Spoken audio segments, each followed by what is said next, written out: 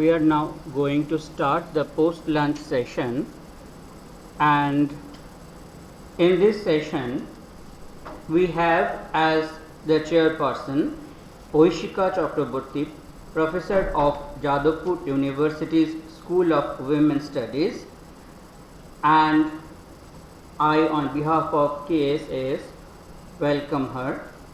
We have two panelists, Dr. Urmimala Sarkar Munshi, Associate Professor, School of Arts and Aesthetics, Jawaharlal Nehru University, and Bharat Sharma, Asiatic Director of Sriram Bharatiya Kala Kendra, New Delhi.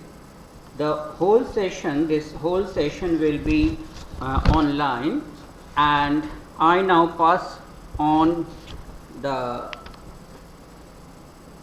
conduct of the meeting to Dr. Oishika Chakraborty. Over to you, madam. Thank you so much. Am I audible? Yes. Yeah. So thank you, Kolkata Society for Asian Studies, for inviting me. And your theme is the relevance of the universal mission of the Bengal Renaissance for a sustainable future of India and the world. I am actually very delighted to find that after many years or many decades perhaps, dance, and particularly Uday Shankar, the man who is inextricably linked with the dance renaissance of India, as a theme, as a session, as an academic session. And this session is all about Uday Shankar and his legacy, outreaching the Indian music and dance to the world. Uday Shankar certainly belonged to a very crucial, historic, cultural and political moment of India and subcontinent, as also, as much as he was a Bengali artist, he was also an outsider to Bengal per se, Bengal geographically.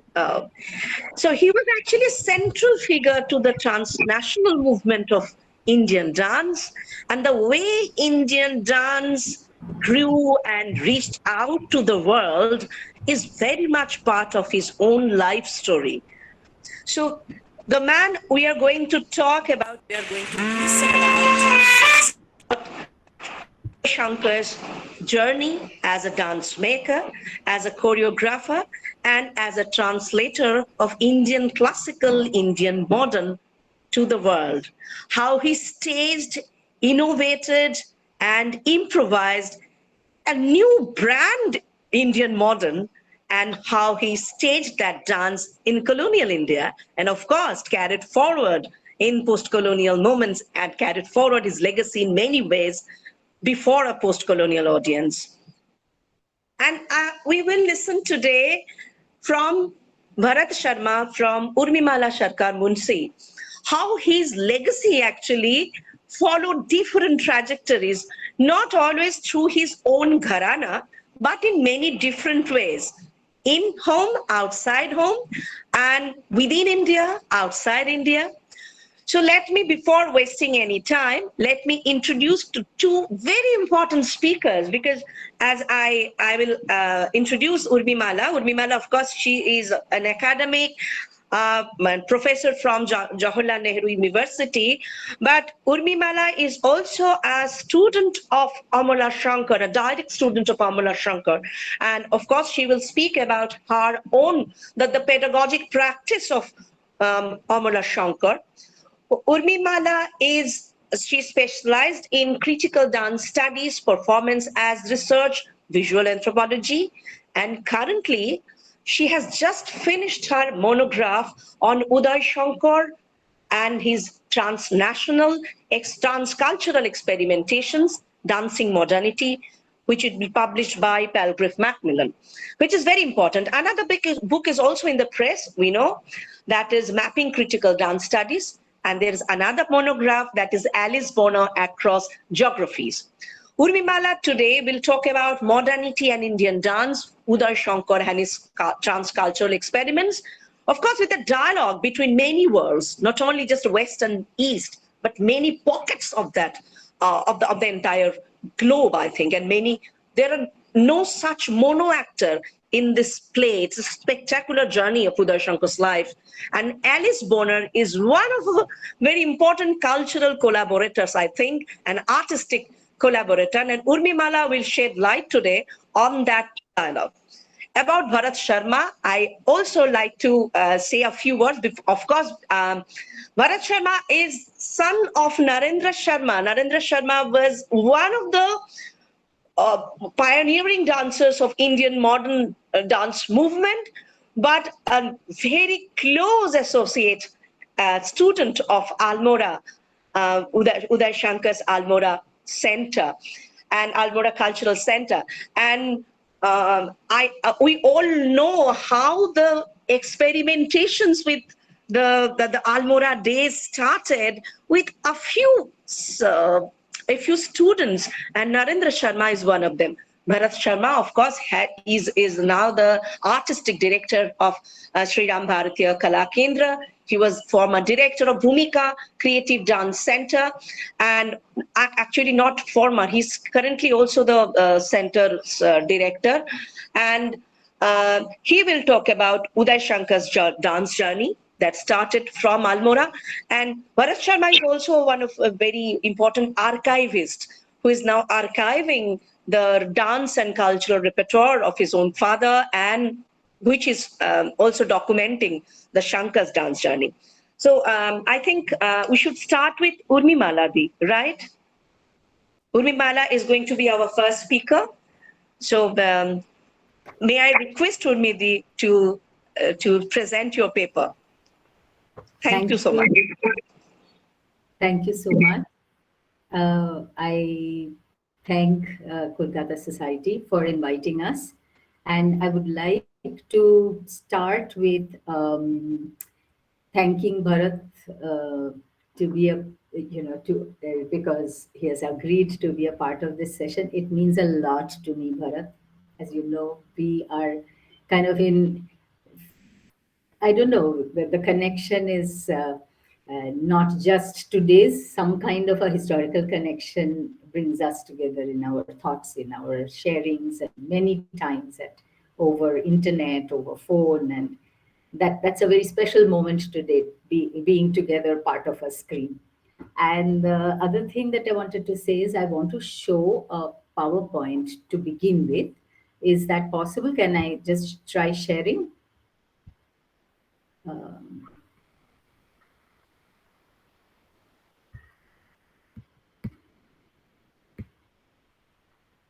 Can you guys see? Not yet. Not yet, no? Not yet. Finish shades. Yeah, okay.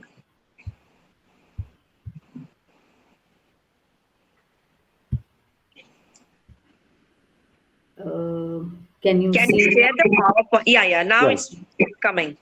It's coming. Okay. You still can't see the. Yeah. Yeah? Can you? Yes. All right. So this is the slide that I wanted to show you. I deliberately have included few sketches and few photographs which are done by Alice Bonner. These are, we are familiar with Uday Shankar's photographs of later years, but this is from 1926 to 28. These are done in Ascona, Switzerland, where Alice Bonner, after meeting Uday Shankar, had invited him to do a lot of photographs. And this is where we find stunning photographs of this particular time where he has been photographed by Alice Bonner. And then there is a timeline which I have created. I don't know whether you can read it. So there is a kind of very, very pointed timelines. Maybe the whole of it won't interest everyone, but it's very important to understand that I look at Uday Shankar's life divided in 5 5 stages, and I find that very important to kind of note. I think that one way to understand Uday Shankar's engagement is to map his dance journey across 5 distinctly different phases. They are: one, the accidental entry into the world of performance in the early 1920s, to the work of his father, Shyam Sundar Chaudhary and Anna Pavlova. The time that I'm talking about of Alice Bonner is just after he had entered and he had finished his time with Anna Pavlova. And these are all photographs by Alice Bonner, of course. So the second phase I see as his meeting with Alice Bonner and his acquaintance with Indian art in the years 1926 to 1936. The plans and establishment of an institution with help from the Dartington Hall in the years 1937 to 1944 will make up the next stage. Um, so, the fourth phase I see as making of Kalpana, the making of which lasted from 1945 till 1948, and efforts at mixed media experimentations were part of this whole period of growth where he actually started experimenting from the Almora days, the institution days, the period from 1939. He started experimenting several times with shadow plays, and then of course he was very fond of magic. He was very fond of stagecraft, so these are things that he was adding as he went, and he was never satisfied with one certain kind of a kind of a kind of space where he would be stuck with a certain format of choreography. Now, in the fifth stage, I wanted to talk about the institutional acceptance of starting with kind of SNA award in 1960 and his efforts to revitalize the past glories. Related a kind of a space where till he passed away in 1977, he was kind of trying to revive his past glory in many manners. And it is at that point of time in 1965, Srimati Amala Shankar and Uday Shankar opened a second school in Kolkata, which was run by Amala Shankar as the director in charge, and Uday Shankar remained the founder director there. And that is where I became associated in 1966. It was founded in 1965. It closed in 2015. So exactly 50 years. So then I go to the next slide. I would like you to see these are some of the publicity material available at certain libraries in anonymous folders, not even named outside as his collection or anything. It is actually Sol Urock's publicity material, which is lying in an anonymous folder in Boston Public Library. And then, of course, again, I come back to photographs of Alice Bonner, who photographed Uday Shankar, and they actually created a small film, which the clips are about 12 minutes, 12 and a half minutes, which are of them filming life in India. A lot of things of those kinds of stuff are seen in Kalpana as he recreated the community life in India. And this is, of course, one of the photos. The timeline goes on the side, and this is one of the photos where Dartington Hall, which later funded his institution, had invited him for 2 summer workshops, and in 1936, this is one of the Kathakali workshops that is happening in Dartington Hall. So I would like to then continue to another publicity material where you see this whole interviews that he is giving to papers in which are being published even in India. In you actually see Illustrated Weekly of India publishing this, and so there are these fervent wishes expressing save Indian dances from decay. So there is already there is this kind of a thing that dance needs to be rescued. There's a kind of a cultural cleansing that is attached to it. Uday Shankar unwillingly or willingly kind of became part of that time, not necessarily the process.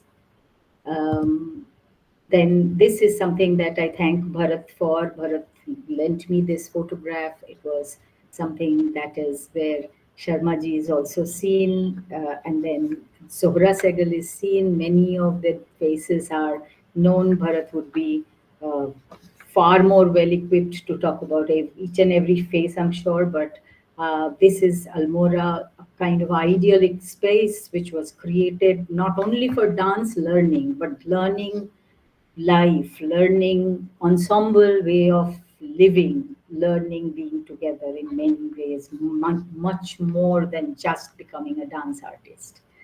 Uh, a very idyllic, almost utopian vision.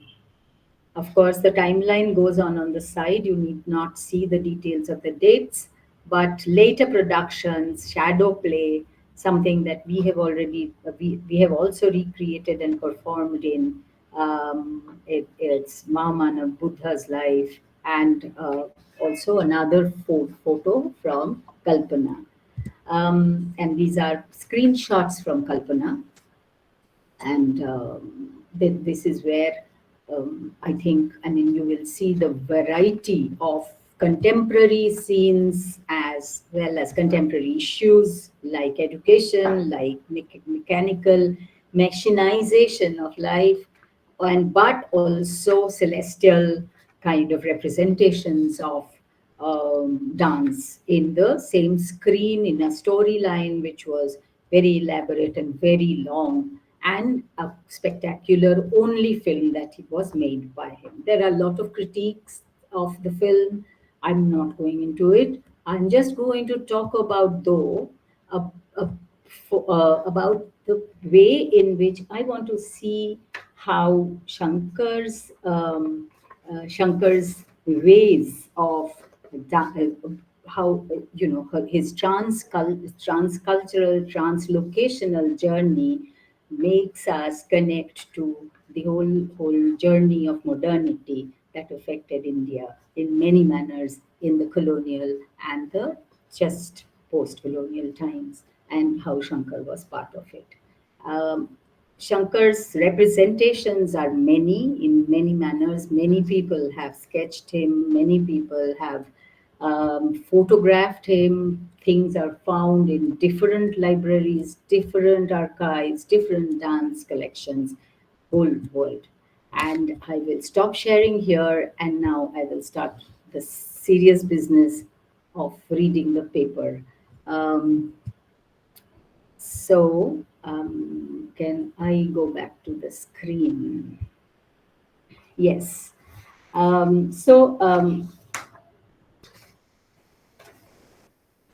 The general understanding perpetuated has been one of modernism and antiquity having coexisted in the nation making discourse, sweeping along the creative processes that at other less anxious times would be recognized by and for themselves as efforts and works of individual creators and thinkers.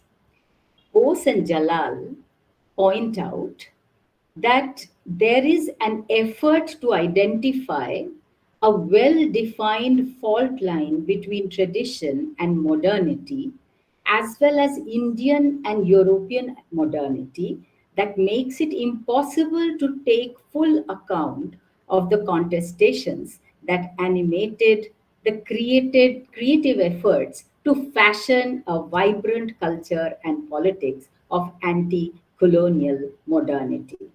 This particular argument strengthens my reading of Uday Shankar's work and its critique as a work of fusion of traditions of the West and the East. In this context, Sugato Bose and Aisha Jalal's continued words, these efforts were not just staked on claims of cultural exclusivity or difference, but also on imaginative cultural borrowings and intercultural adaptations that consciously transgressed the frontier between us and them.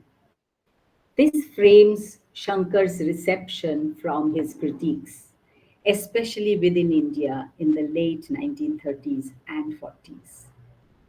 Geeta Kapoor, in his book When Was Modernism? Essays on Contemporary Cultural Practices in India, asserts that Indian modernism does not fit into the same periodization as the West, and neither does it have a firm canonical position in India. It has a paradoxical value involving a continual double take. Sometimes it serves to make indigenous issues and motives progressive. Sometimes it seems to subvert, if not nationalism, then that on which it rests and purports to grow, that is, tradition.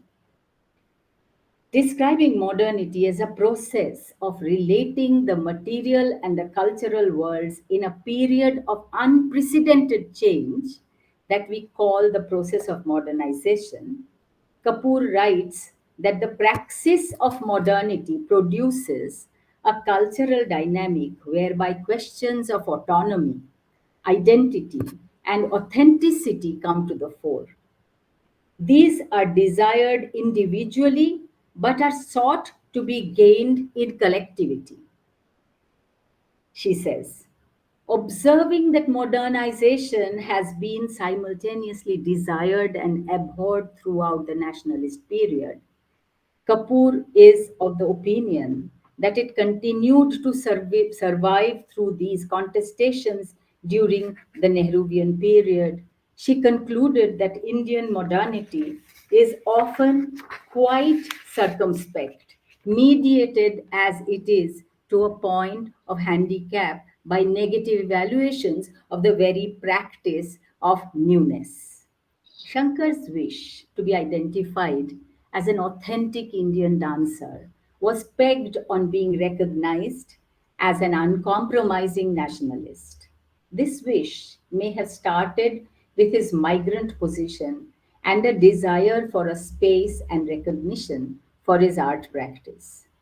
But over time, it is seen as a matter of pride and legitimization of the creative art practice in which he created a glimpse of India for the world to experience.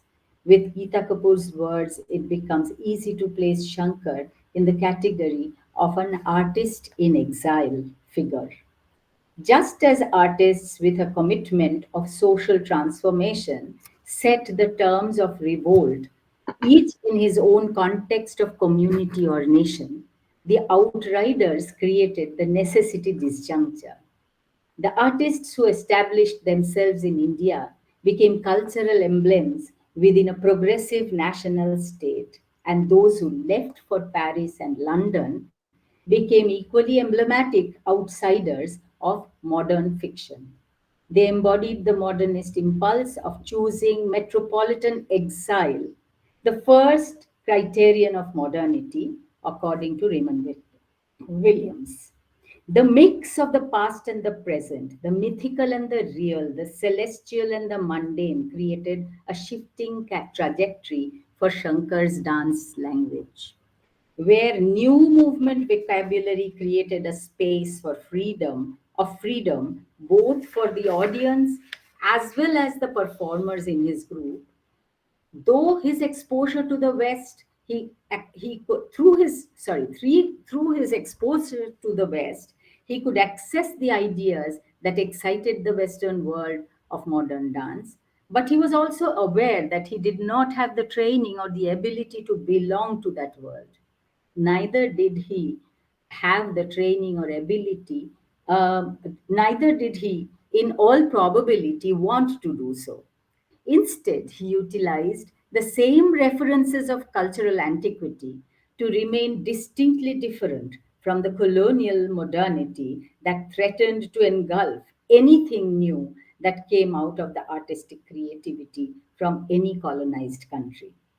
Instinctively choosing the innovative process of making dance and movement, he appears too uneasy to acknowledge his process as avant garde, but drew heavily from his exposure to the Western modern art in order to communicate a concept and an aesthetic through an audiovisual experience for the audience. These choices point to a spirit of freedom and a critical consciousness, whereby everything, including the most sacred, has to be observed, verified, and interrogated. In Pathak's opinion, Abhijit Pathak's opinion, this turn explains the drastic change that began to take place in the world of ideas. Taking off from this observation, the new section now that I go to, which tries to construct Shankar's modern identity by looking at his work from two entry points of innovation and questioning the existing ideas, both of which are complicated by his translocational and transcultural existence. Shankar's modern identity.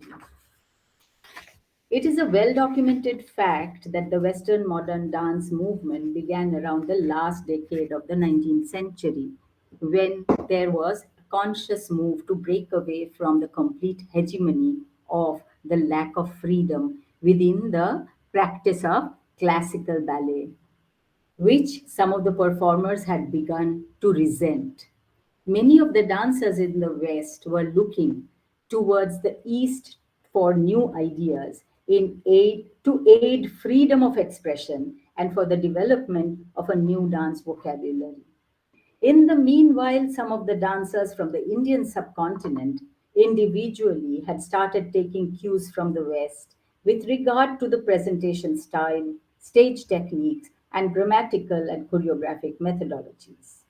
Prominent among them, that list of many dancers who traveled to the West during these times are Uday Shankar, Rukmini Devi, Ram Gopal, Madam Maneka, among others. The dancers who visited the East are quite few as well.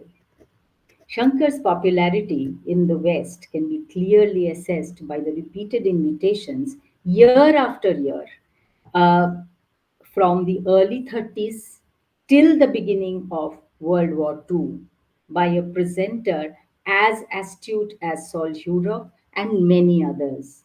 Meanwhile, in India, an entrepreneur as successful as Harin Ghosh, among many others, presented and managed the dancers' performance.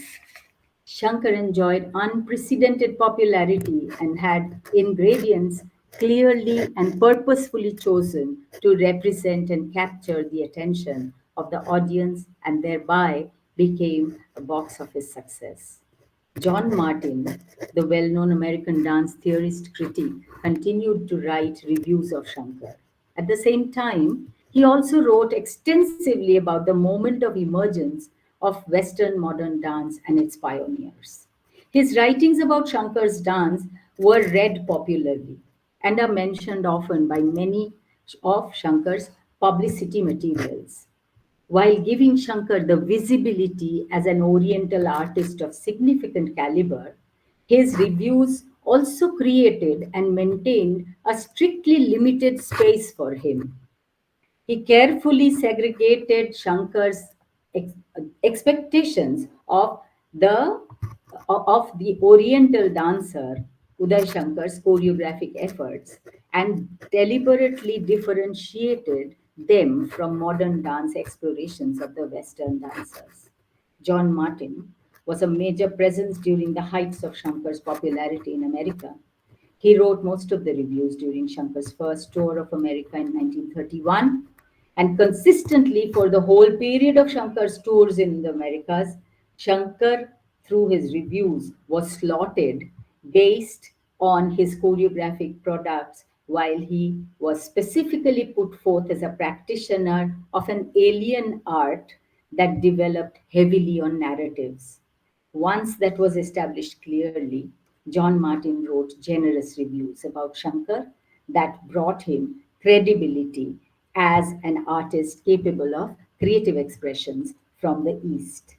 Shankar's process of creating new movements from everyday experiences and his ability to generate movements as narratives, as well as the narratives, as well as for the narrative, never seemed to get priority in what his dance was described as in the West. Martin remained interested in Shankar's performances, continuing to write somewhat uncritical review in somewhat troubling, condescending tones.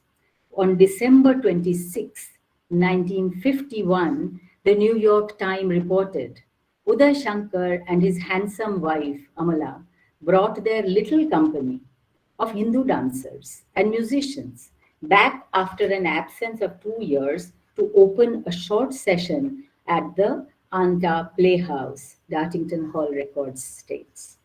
The colonized migrant male dancer is a marginalized being. One, as a dancer. Two, from a colonized country. Who is, number three, a male. And number four, troubling character is, he's also a migrant. Shankar fitted into the representation of the cutting edge Bhabha mentioned in more ways than one. He was a figure who may be seen as apparently comfortably being the representative Oriental subject who was happy to have received Western education. In his dependence in the colonial power on the as the indirect patron, and later the continued support from people and institutions worldwide, he remained grateful for being able to have access to patronage from the West. The onus and rights of creativity as a subjective choreo-political choice is something that all Western modern dancers took for granted as a mark of their sensibilities around the freedom of the body and the mind by making public the quest for freedom from the aggressive control of the dance technique over their bodies. These dancers could become authorities for seeking and proclaiming a body that made a new space for themselves in the history of Western dance. For this transition, many of them used signs, motifs, images, and aesthetics of the East as colonizers' privilege, often without acknowledging or properly understanding their meanings. It is important to note that all this while, for Shankar, it was essential to supply proof of authenticity for all the use of the same set of signs, motifs, images, and aesthetics within his own culture, specifically to prove his understanding and respect of his native land's cultural practices. Shankar chose still to come back to his own country after remaining in the West for the first part of his dance journey. This may have been a way of making a choreo-political statement. It definitely was a locational shift that gave a different shape in the way Shankar placed himself and found himself and his art, and he restructured his artistic and aesthetic knowledge world and in a transcultural setting from then onwards.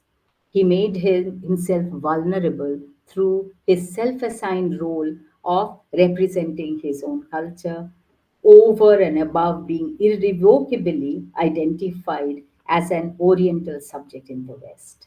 His acceptance as a dancer choreographer as a dancer choreographer who assimilated the tradition and transition of the changing times is found in the acknowledgements of Rabindranath Tagore, Abanindranath Tagore, and many others.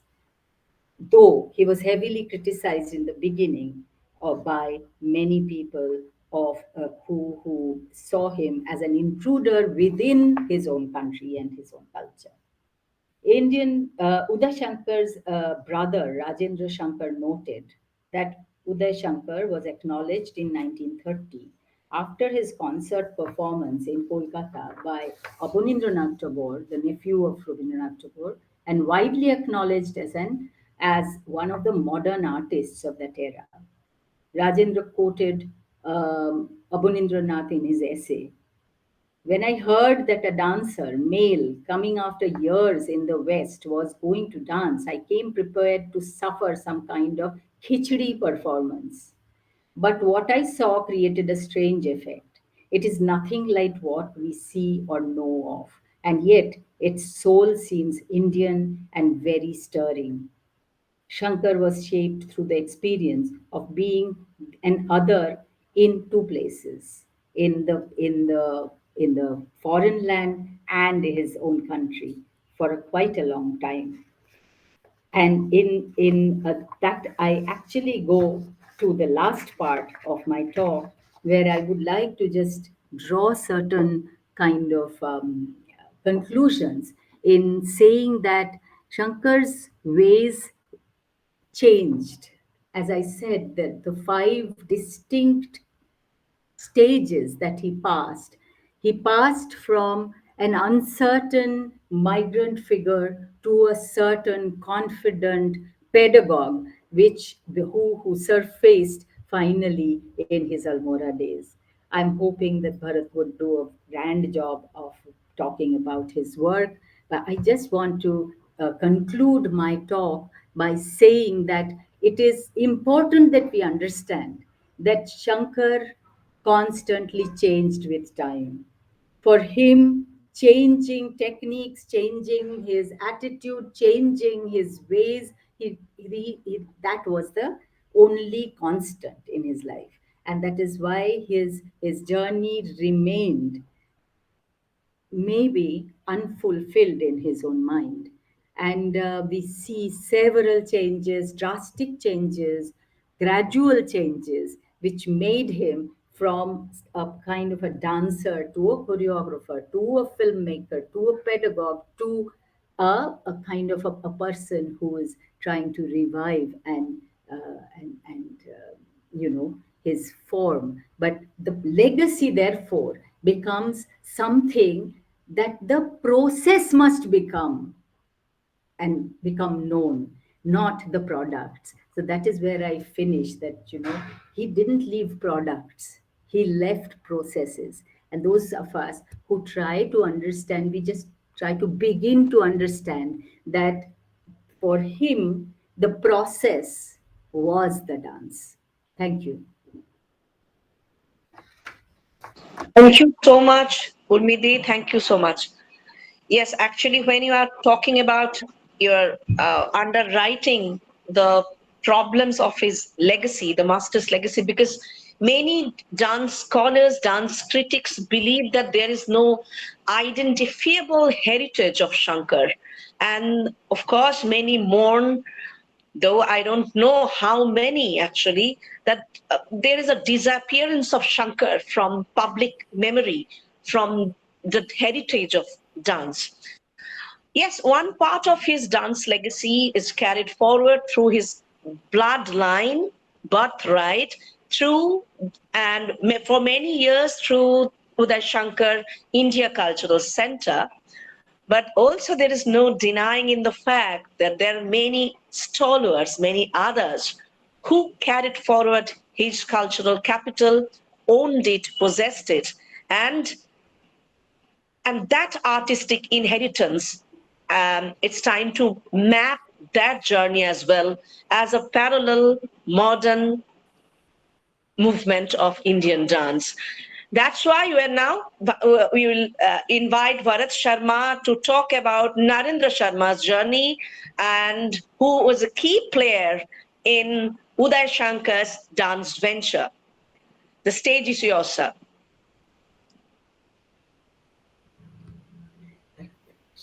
Can't hear Bharat. Okay, we will take questions at the end of the session, right? Yeah. If you have any. Thank you. Okay. Thank you, Aishika. Thank you, Urmimala, and thank you to the Calcutta Society for bringing me in on this very important session. And I thought I'll jot down, write down whatever I have to say to make myself clear. And it's slightly longish, so I'll start right away in terms of what I have to say. So I'll start reading and then I'll make some concluding remarks at the end. I think, of course, I should thank Urmi for the right away that creating a absolutely brilliant kind of outline and sketch of the maestro's journey, where, since both of us love him and how it has come to me. So let me start reading. Uday Shankar in Almora. I will begin with a quote from a brochure brought out for a festival organized in 1984 in New Delhi by sitar maestro Ravi Shankar, commemorating 60 years of dance debut of Uday Shankar in London. The festival Uday Utsav brought together a full gamut of artists emanating from the legacy of Uday Shankar. Performances and workshops were organized in Siri Fort Auditorium and National School of Drama. In this brochure, there was a significant summing of Uday Shankar's legacy titled Almora, a Creative Peak, written by Professor Joan Erdman, an eminent anthropologist from the University of Chicago, who had by then done extensive research on life and art of Uday Shankar. I quote, Uday Shankar's cultural center in the Himalayan foothills at Almora offered to performing artists in India an opportunity never available before, to come to the mountains away from the demands of home and family, to come to the family, to work from morning until evening, developing the mind and body as a creative artist, to join a group of experts in music and dance who wanted to work together for the traditions of India's authentic arts, and to believe, as they did, in the worthiness and necessity of creative artistic work. No more was dance a despised profession for these artists. Instead, it was a chance to recreate their whole selves, the aesthetic designs and actions which made up ballets and performances. For Uday, the center at Almora was also an opportunity to test ideas about body movement, about creativity, about the relationship between India's dance traditions and his inventive choreography, and about the conjuncture of the arts of painting, poetry, music, and dance.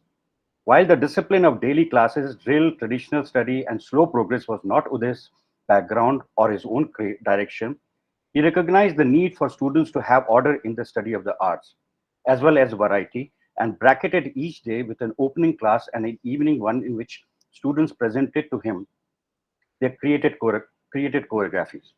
Between these two classes with Uday, students and troupe members worked with famous guru Shankar Namboodiripad, Uday's own guru, whose Kathakali expertise had earlier been recognized by the famous founder of the Kerala Kalamandalam, the poet Valathol, with Guru Kandappa Pillai of Sanjor, teacher of Lakshmi and Balasaraswati in South India, with Guru Amubi Singh, whose gentle Manipuri was blended with Kathakali in so many of Uday's dance creations, and with Ustad Alauddin Khan, master of music, made more famous by his splendid students Ravi Shankar and Ali Akbar Khan. Zora Mumtaz, trained in the Mary Wigman School of Dance Pedagogy, Vishnu Das Virali, trained under the music reformer Vishnu Das Digambar Paluskar at his Gandharva Mahavidyalaya in Bombay, helped formulate the syllabus for the 5-year course. Not only was Uday creative in everything he did, he was also able to attract to his center these great teachers who came together to legitimize and substantiate the first attempt to develop a new tradition of Indian dance. It is from the students and troupe members at this school and center that today's most creative dance in India flows. If you talk with them about their experience in learning from Uday and the great gurus of Almora, you will find that they say Uday knew how to teach creativity. It is an astounding thought. One always assumes that creativity is inborn and can only be cultivated. Only in a free, permissive, and aesthetically special environment could the creative impulses which existed in all human beings be released. What they taught was how to release creativity through disciplined thinking and movement and the feeling of freedom. In this Uday Utsav in 1984, Narendra Sharma's dance company Bhumika presented The Flying Crane, a fresh version of a group choreography that was first performed as a student choreography at Almora in 1941 and continues to be in Bhumika's repertoire. I was one of the dancers in the group.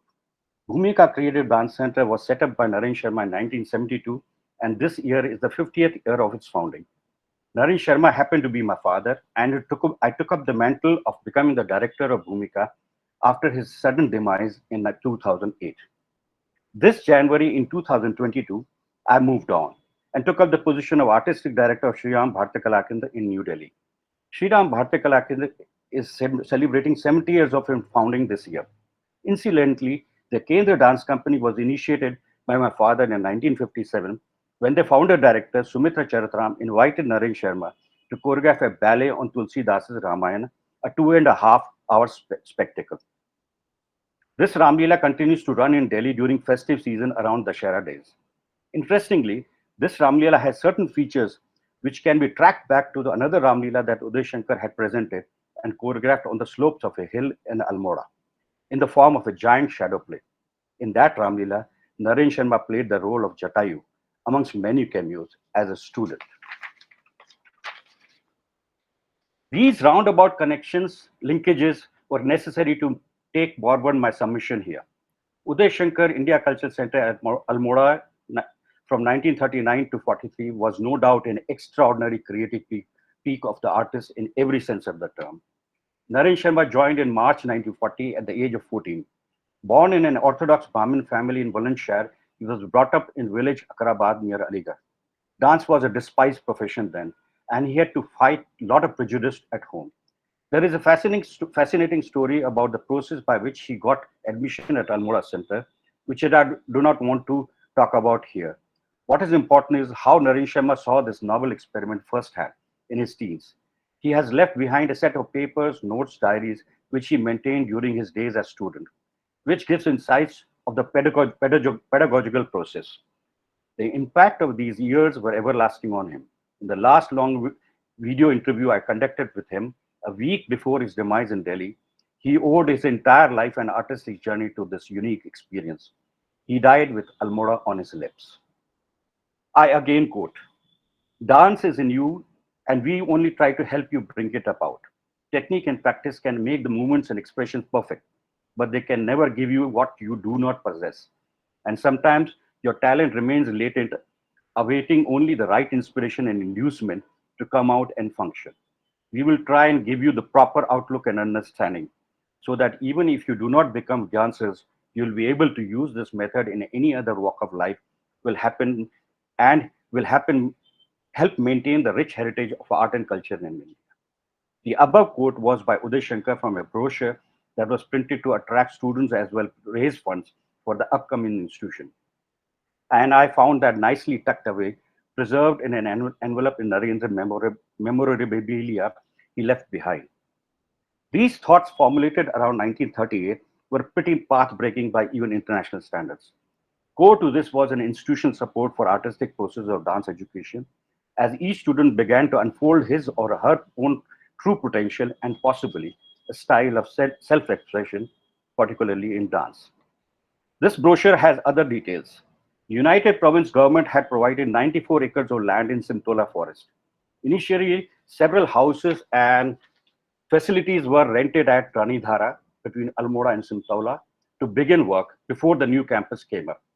A central forest studio was first set up, first of its kind in India, all wooden with green rooms, lighting grid, and capacity to accommodate up to 300 for performances. A 5-year course was offered in dance that included inputs in technique, improvisation and composition, traditional Indian forms, Indian and Western aesthetic theory, lighting design, stagecraft and costume design, drawing and sketching, music composition and orchestration, and participation in center's production. Plans were afoot to set up full-fledged departments in music, theater, and cinema. In short, the vision was grand and quite unprecedented for the times. The Cultural Center was set up as a non-profit trust. This is an important term. And envisioned as a national institution. This is also an important part, encompassing all aspects of performing arts with a focus on dance. Before going further, it will be pertinent to briefly look into the genesis of Dartington Hall, where the idea of Almora Center was seeded. In 1925, Leonard Elmhurst and his wife, Dorothy Whitney Strait, a British-American wealthy couple, had bought a crumbling 1,200-acre estate having ancient castles in South Devon near Dartington, England. Leonard, an agricultural scientist, earlier had worked with Rabindranath Tagore in his Shantiniketan near Bolpur, Kolkata, on developing innovative ways of agriculture that led to developing Sriniketan. This experience helped him to envision Dartington Hall as a hub of liberal education and rural reconstruction. Over the years, they invited artists, scientists, philosophers to work on innovative solutions to human problems. This happened between the two world wars, when Imperial Europe was shaken from its foundation. While Bolshevik Revolution 1917 had taken place in Russia, reverberations were also felt in the US with the stock market crash 1929 leading to Great Depression. Mass movements had begun to stir against oppressive colonial regimes, be it India, China, and Southeast Asia. Fascism was on the rise, shaking from foundations all kinds of political and economic models. However, one particular performing art movement that has continued to fascinate and intrigue connoisseurs and art lovers for more than a century is the Diaghilev era in Paris, the cultural capital of the West then. Major migration of classical dancers, choreographers, composers, painters, designers had taken place from St. Petersburg, Russia, after Bolshevik Revolution. Theatre des Champs-Élysées, built in 1913 in Paris, became a critical site where groundbreaking works were created through collaboration between finest artists of those times, beginning from Igor Stravinsky's Rite of Spring. These reverberations reached the US West Coast soon. In the same Theatre du Champs-Élysées appeared Uday Shankar's newly formed dance company in 1931, supported by Swiss sculptress Alice Warner. Very first performance was an instant hit, and the company went for path-breaking international tours for years on end in Europe, the US, and India. Uday Shankar's magnetic and legendary stage presence was seen as godly, and he was considered the earliest ambassador of India's dance tradition in the West and a bridge in fraught East-West relations. He became a shining star of a cultural renaissance in South Asia at a time when dance itself was searching for an identity, rising from neglect for centuries. In his creative quest, he made innovative dances with themes ranging from mythology, decadent capitalism, nationalism, social conflict, and many others. It was in 1936 Leonard Elmhurst invited Uday Shankar and his dance company for a 6-month residency to Devon, England. By that time, Dartington Hall was buzzing with eminent artists, intellectuals. Quite a few had come there to escape from the violent and depressed situation in mainland Europe, including German modern dancer Kurt Jooss and theoretician Rudolf von Laban, Russian playwright Michael Chekhov, and others. Elmhurst wanted the vast estate in Dartington to be a unique center for churning of minds in the arts. Presence of Uday Shankar and his dance company at Dartington became ominous. The maestro was traveling for long. An urge to go back home became strong. That's when an educational and cultural center in India was formulated. After a scouting tour, Almora was chosen as an ideal site, given its sylvan surroundings and climate. For administration, the map of United Province in British India was redrawn in 1921. That encompassed current-day Uttar Pradesh and Uttarakhand. Almora district was part of Kumaon division with capital at Almora. Several old Hindu temples were worshipped by locals in different parts of the district.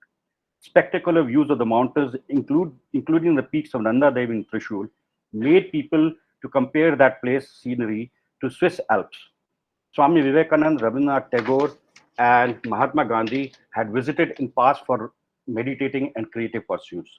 And there were many sanatoriums given the conducive climate, especially for treatment of tuberculosis. Over the years, poets, writers, pilgrims from India and abroad set up summer homes. Narendra formally began classes on March 10, 1940, although the first batch with 21 students had begun work on 3rd March. He immediately saw that entire community in campus was in awe of Uday Shankar, and he would always be seen dressed elegantly and neatly to match his stature and image. Most of them used to address him respectfully as Dada, elder brother. For Narendra, one of the youngest in the campus, Dada also became father figure. The campus community was diverse and multicultural. People came from different regions of the continent, spoke different languages, practiced multiple religions, and included foreign residents. Gender relations were progressive and dignified.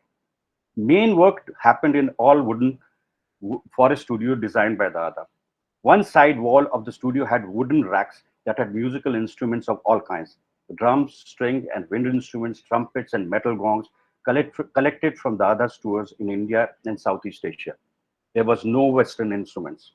Classes began at 8 a.m. sharp after breakfast. First morning class was taken by Dada himself, the technique class.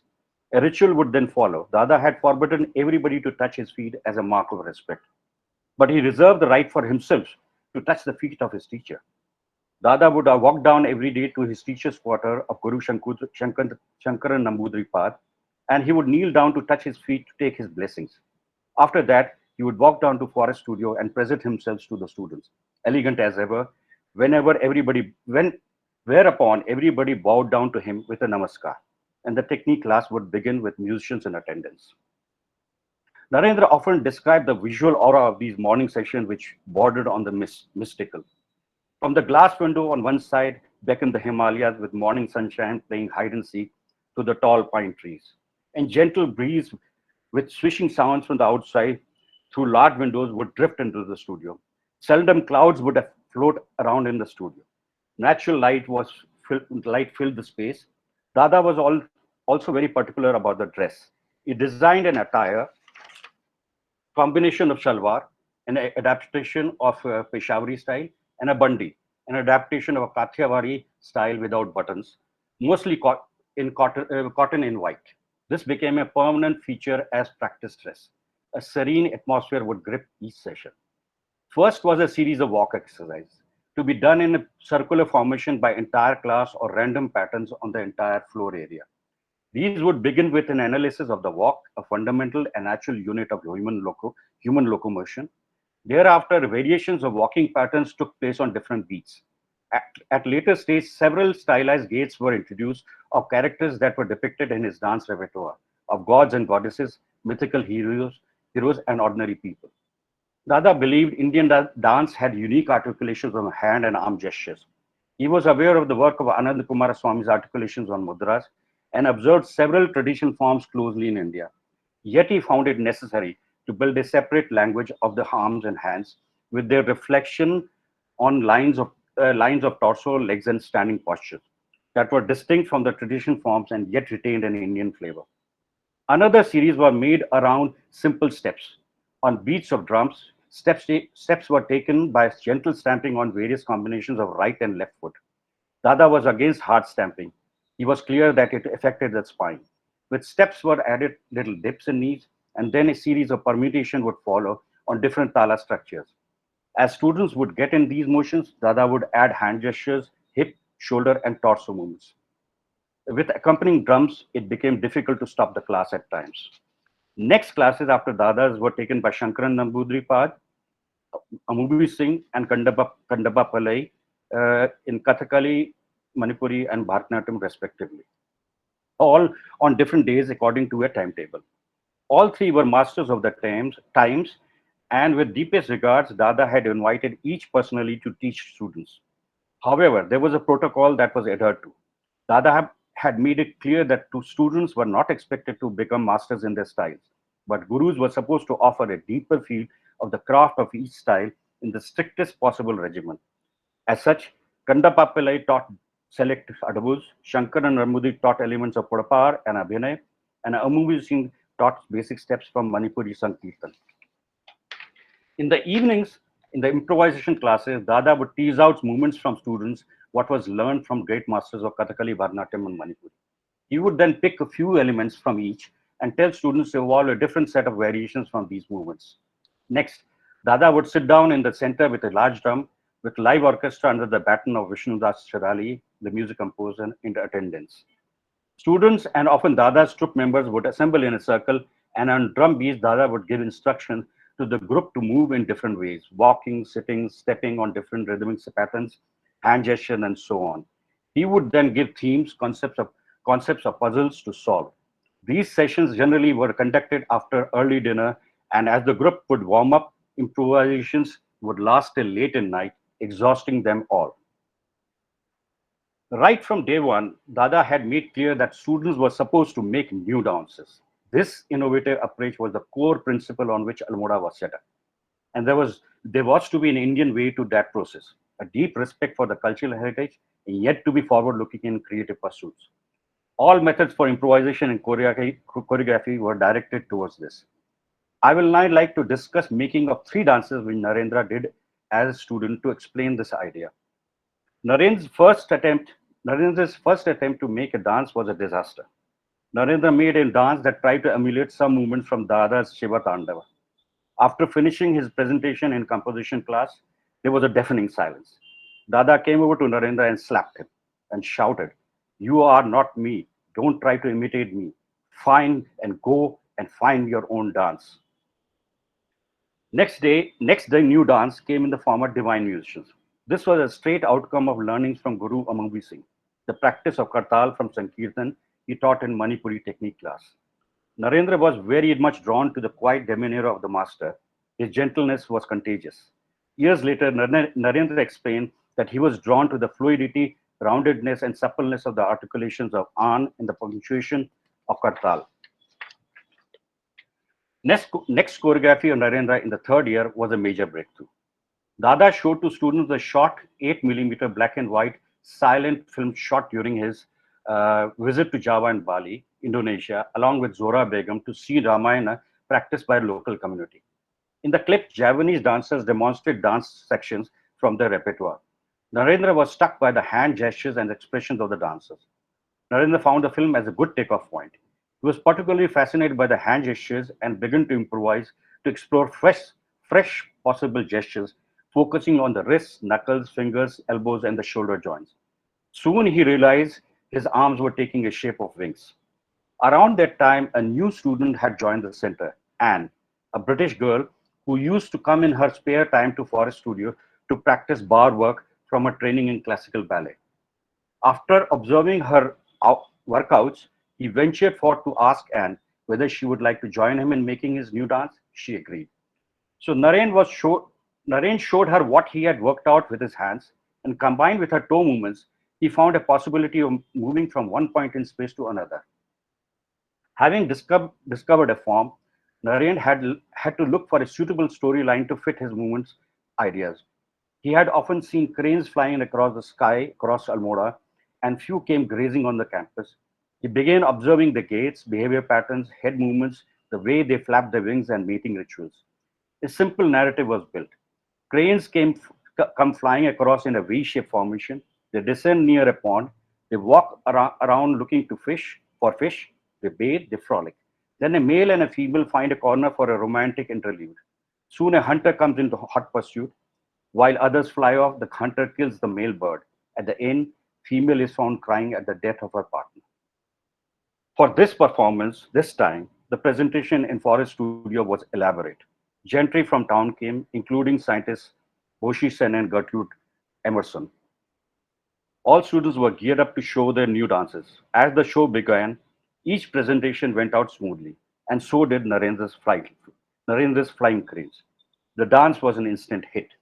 During discussions thereafter, Dada became emotional and declared, "Now I feel something special is emerging from Almora." Thereafter, ripples of flying cranes were to follow doggedly through Narendra's career for the rest of his life. He kept alive the dance in different versions, including the current one in Bhumika's repertoire, as I mentioned above. The last creation of Narendra at Almora was also ominous. Almora Center had to be closed in 1943 in most tragic circumstances. I had long felt, had that institution survived in some form after independence, the performing arts scenario would have looked different today in South Asia. Almora Center and its closure is partly reflected in Uday Shankar's yet another seminal contribution, his semi-autobiographic film Kalpana, a sheer magical film made by a choreographer. Nevertheless, the dancers, musicians, choreographers, and designers that emerged from this Almora experiment were to spread in different directions in myriad ways. In different cities and professions, the reverberations are felt even today. To conclude, I have tried here to draw a mosaic through a relationship of a teacher and a student, a kind of modern Guru Shishya Parampara in an institutional format, on how ideas are transformed through an enlightened pedagogical process in an inspirational space. There is a direct connect between Almora and the creative expressions in performing arts which we are witnessing today, especially in the dance world in India, which points to yet another fascinating mosaic where wisdoms of body with potent energies and ingrained ideas travel through time and space and spread their wings far asunder. This time, I have tracked linkages through associations of male bodies. Bengal's idea of the home and the world as a Tagorean manifest and Shankar's quest now has many homes in India and abroad. Thank you. Thank you so much, Bharatji, and what a fascinating historic picture that you have just drawn with your words, and some definite moments left before our eyes. Thank you, Urmidi. Thank you, Bharatji. Before opening up the session for question and answer, I must share a few lines because as a dancer, modern dancer, though trained under a very different contemporary pedagogic style, Manjushree Chakisirka's Navanritya, I must say that Uday Shankar, without Uday Shankar, Bengal may not have embarked upon the contemporary journey that it did in the following years, especially in the 80s and 90s, without the major breakthrough initiated or triggered by the Shankars. I think that Manjushree, Ranjavati, even their journey would have remained unfinished.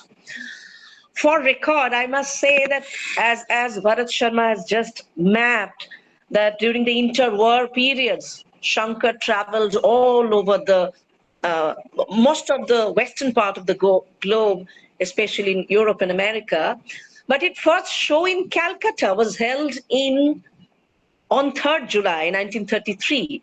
And in between July to 15 September 1933, Shankar held 42 shows, starting with Madan Theatre, Mahajati Shodan, and many others.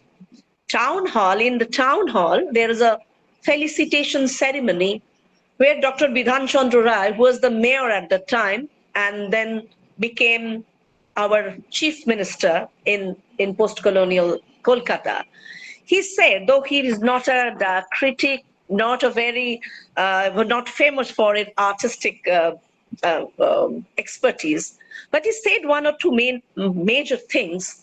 That Shankar, you have made dance relive again in your animated gestures, in cosmic rhythms, in divine poses, in your excellent interpretation of old epic dances of India. But by recovering the mystic language of Indian dancing from the petrified repositories of our ancient stone and bronze, you have held up before the admiring gaze of a wandering world a vision of the immeasurable greatness of our country in the domain of art. Something that was actually reiterated by Tagore when he met Shankar in Shantiniketan. And Tagore asked Shankar to take dance seriously as any other art. So I think today the audience must have some questions, and may I ask our audience, our listeners, the participants of this conference, you can write your questions if you're online in the chat box, or you can of course ask the speakers, the two very erudite speakers, your questions.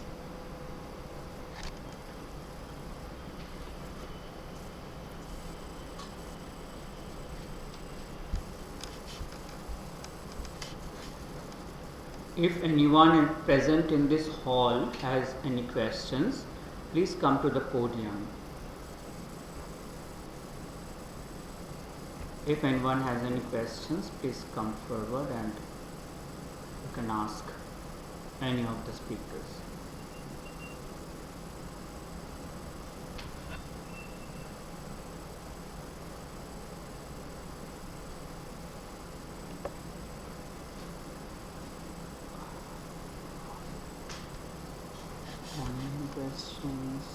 Let me check. No, there are no online questions also.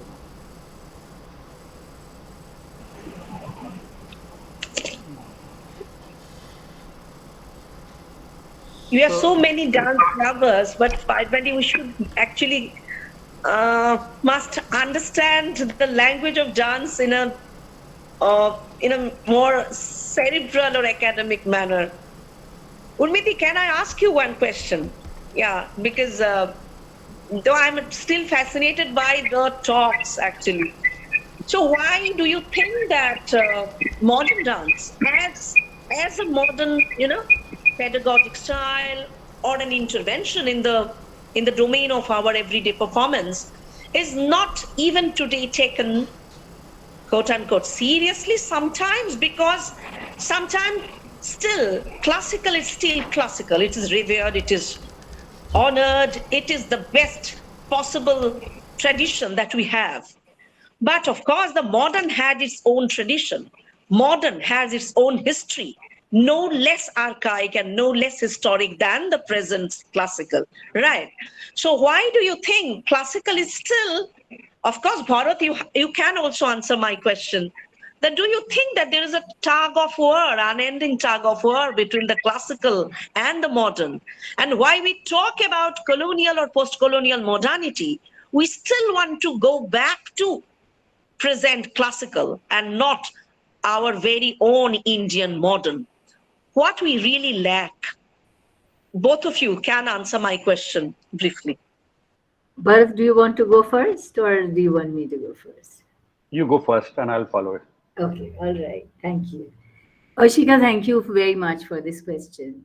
The thing is that, see, I don't know if we have that kind of time. It can take up 3 hours in itself, this question. But the thing is, um, the the way in which we have had a very problematic relationship with dance per se.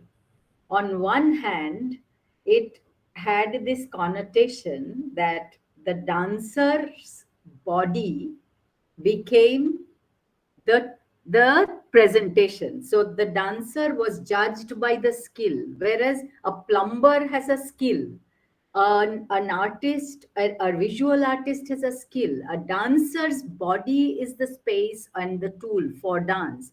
So therefore, dance had a very problematic presence in the morality question of the Indian post-colonial constructs. Number one. Number two is that the whole.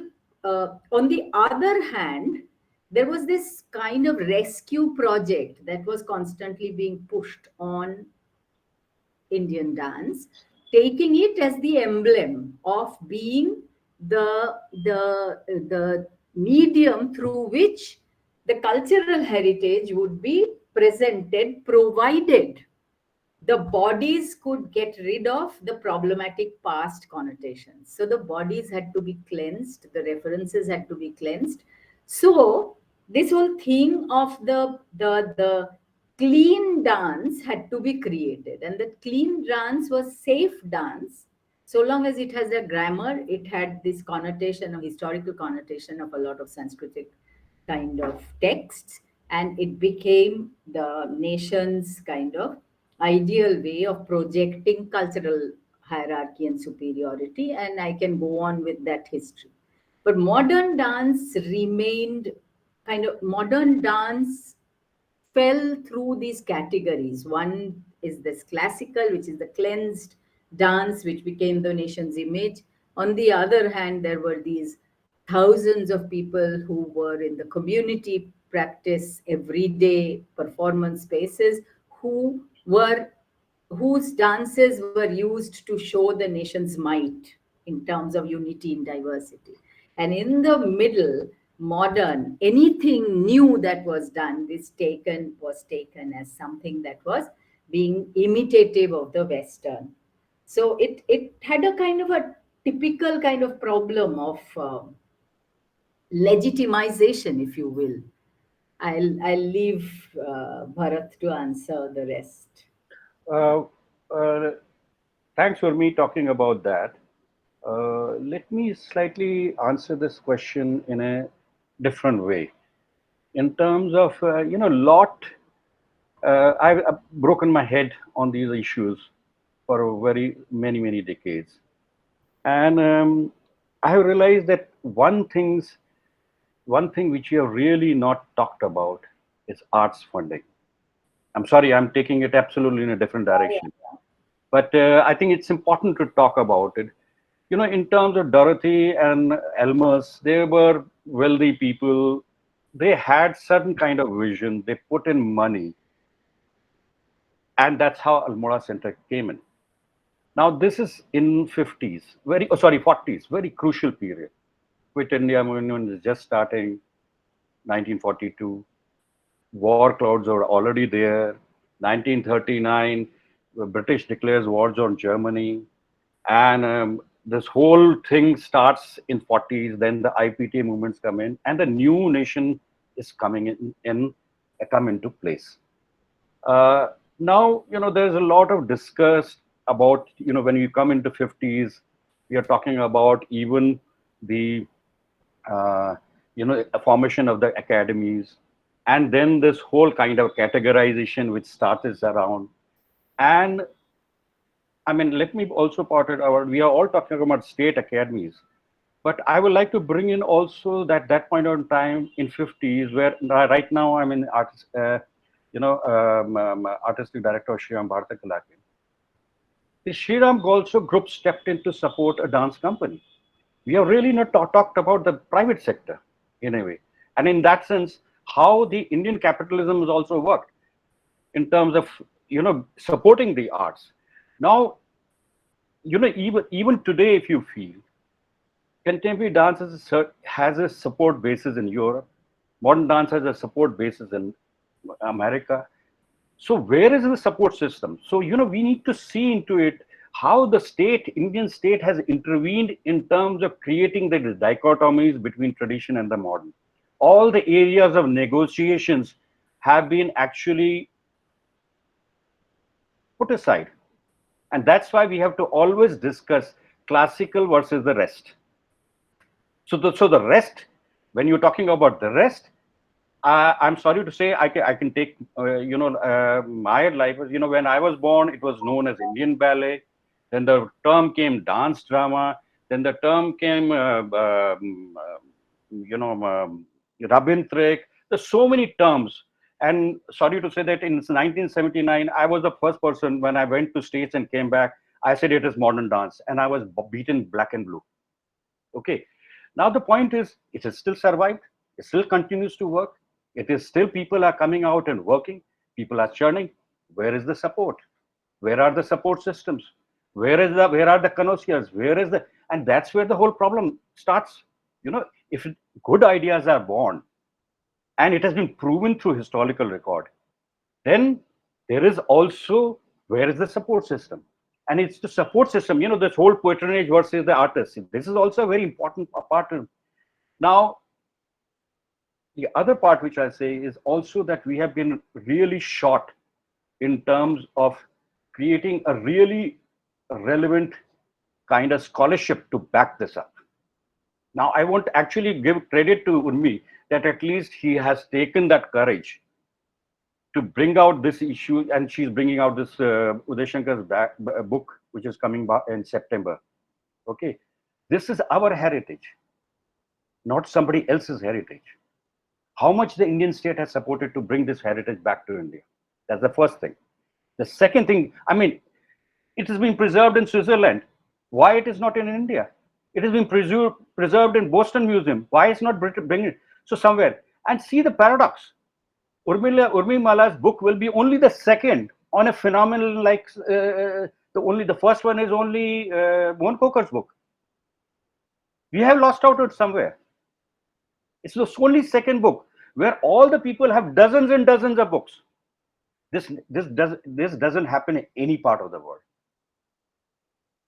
So somewhere we have to be also blamed for it. So I'll leave it that, because, you know, the issue is definitely, as Urmi said, you know, we can discuss it for hours and hours together. And sometimes we can we'll go round and round and come back to the same point. You come back to Uday Shankar. Of course, it is very clear-cut thing. If new works are made, there has to be something. You know, I always quote one thing. I always quote one thing in my classes, and I take the words of Doris Humphrey, who wrote this famous book, The Art of Making Dances. And one exercise she gives is, you know, for a dance, there is a beginning, there's a middle, and there's an end. And it's a very beautiful. The dance has to begin at some point, and the dance has to end at some point, and there's a middle. Now, in India, we don't even know where the beginning is. And I say, yes, Uday Shankar is the beginning. Now, at least we can say where is the middle and the end. So I leave that, you know, the measure of time we have to define for ourselves. I'll end with that. Thank you so much. I think the answers themselves once again made another paper. It once again brought about the question of legitimacy, and from that legitimacy goes the national grant. And of course, both for research as well as for actual performance. And I don't think, because as a modern dancer, don't think that modern dance is new, novel, without any roots, and it is definitely belong to the both to the national as well as transnational. There's a question, I think, Unmidi, and also, shall I read it? I think it's a, yeah. Neha Gupta writes that Uday Shankar was a legend. Every time we talk about something which happened in the past, but now what?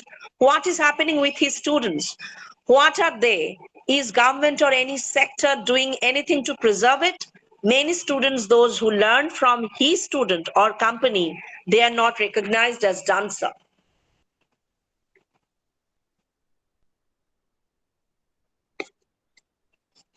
Yes. Is it a question, or Bharat, what do you think that we should answer? Well, I would say this is a kind of a angst which has been deliberately put into our heads. So we have to always redefine with something else as an opposition. You know, and you can make all these things. I would rather say that this is a very serious question also, as much as a statement, is that, I mean, you can say how dances are supported in India. You can take Delhi or Calcutta or urban areas. Then you can see how these things are done in smaller areas. Of course, in rural areas, you can't talk about modernity in that sense. But I think this is a very, very important question, which now almost every young person is asking. And what have we done for the? That's why I always say Uday Shankar's Almora was important. It was an institution. It institution and inspired young men, young women.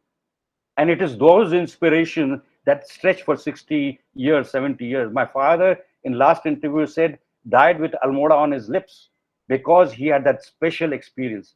How much we were providing for young people. There's not even a single school of choreography in this country. There is not even a single school of making new dances in this country. Everybody says, the state says everything has to emerge from 7 classical dance.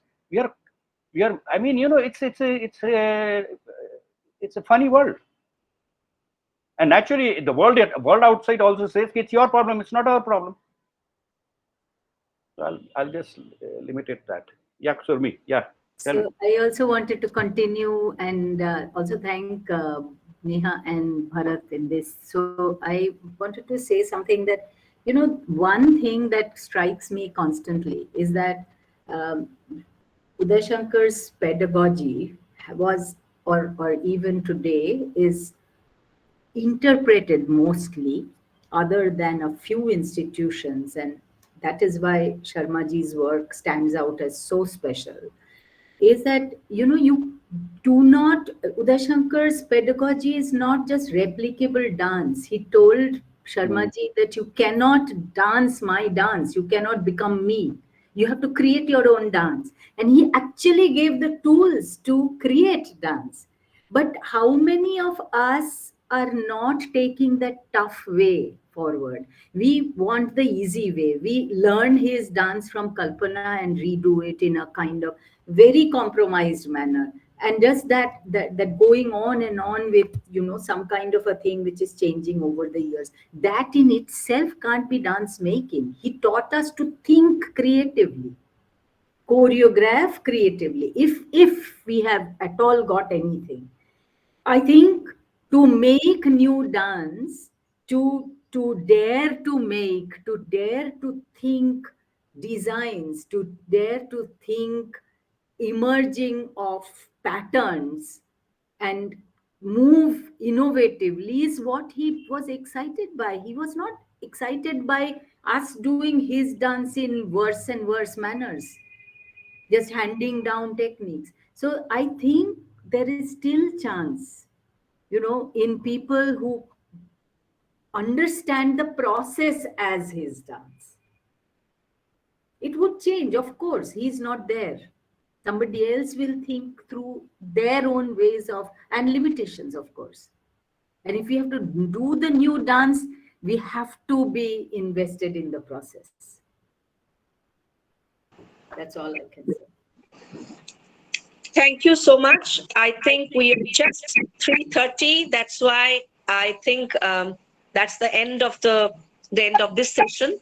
And once again, on behalf of the panelists, and I like to thank the organizers for making this panel possible, for talking about Uday Shankar, and more seriously about modern dance movement, the heritage of modern dance, in this particular seminar that talks about Rena Shaman and the impact, their legacy within and beyond India.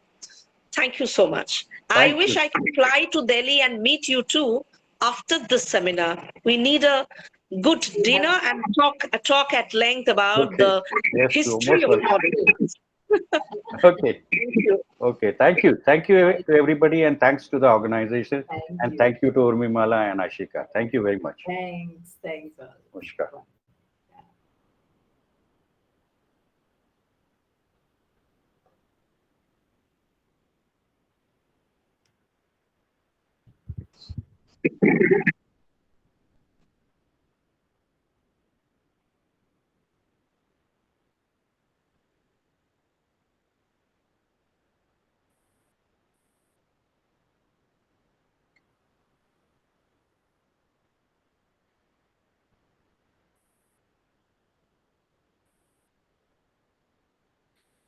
So we are very grateful to you and hope sometimes in future we will be able to meet in person, not online, in person in any future seminar. So that brings us end to this post-lunch seminar for present. Thank you so much. Thank you everybody. Thank you.